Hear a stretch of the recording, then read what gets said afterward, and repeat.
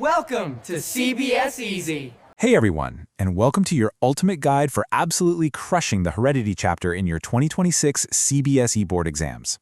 I know those new competency-based questions can seem a little scary, but trust me, you are in exactly the right place. We're about to break it all down so you know how to score top marks. All right, let's just dive right in with the challenge. Take a look at this. It's a 3-mark dihybrid cross from a recent sample paper. Now, I get it. These new questions can feel pretty intense at first glance. But just stick with me, because by the end of this, you're going to know exactly how to solve this, step by step, without breaking a sweat. So here's our game plan for today. First, we're going to decode the 2026 paper pattern. Then we'll tackle every single question type, from the quick 1-markers to the big 5-markers. And we'll finish everything off with a super fast topper recap. Ready? Let's get started. Okay, first things first. To win any battle, you've got to know the battlefield. So let's take a closer look at the actual structure of your science question paper. This right here is your official CBSE blueprint. You've got Section A with your 1-mark MCQs and those tricky assertion reason questions. Then Sections B and C are for your short answers. Section D, that's where the big 5-mark long answers live. And finally, Section E has the 4-mark case-based problems.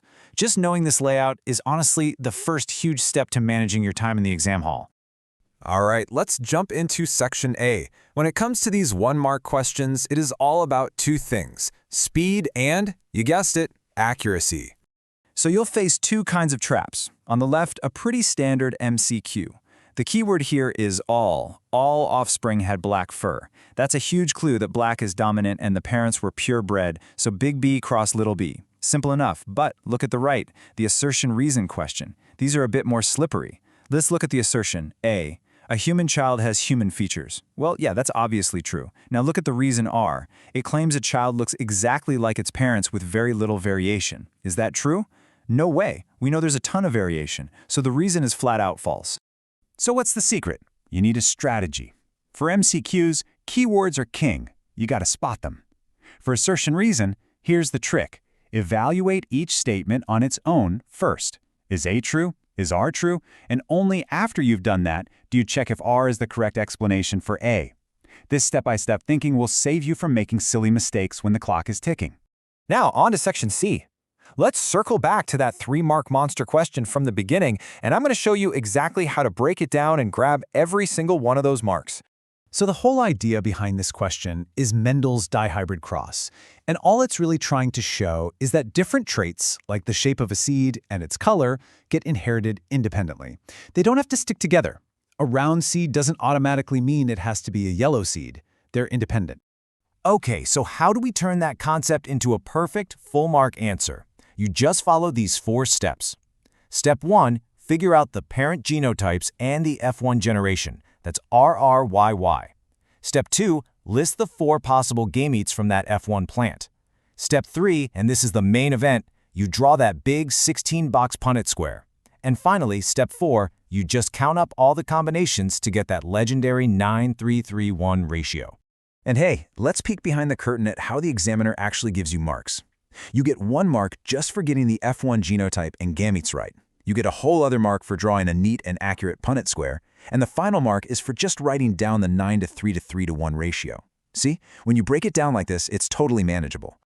Okay, time to tackle Section E. Let's master these 4-mark, case-based questions.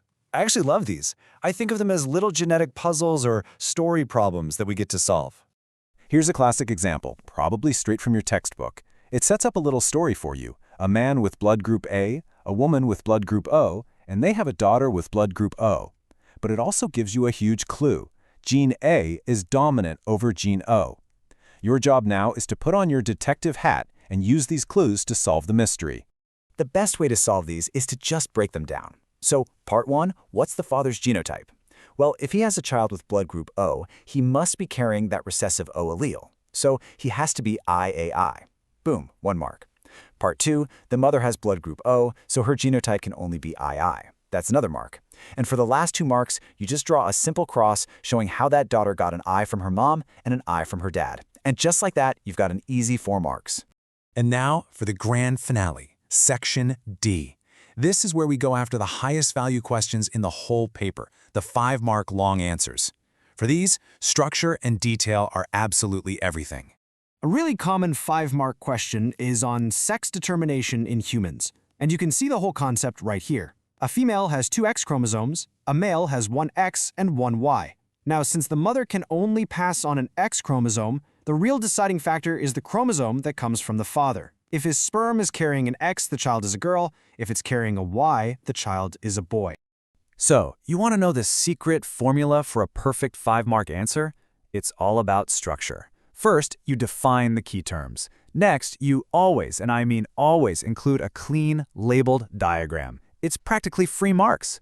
Third, you explain the process that you just showed in your diagram, nice and clear, step by step.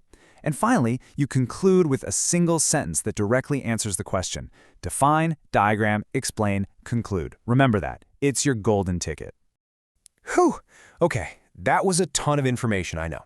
So let's lock it all into place with a super fast 60-second board topper recap. You ready? Let's do this.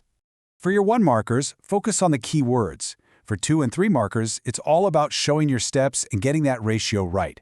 For the 4-mark case studies, read the story carefully and break it into smaller pieces. And for the big 5 markers, just remember the formula. Define, diagram, and explain. That's it. And there you have it. That is your complete strategy to conquer heredity. Just remember, the real secret to getting ahead is getting started.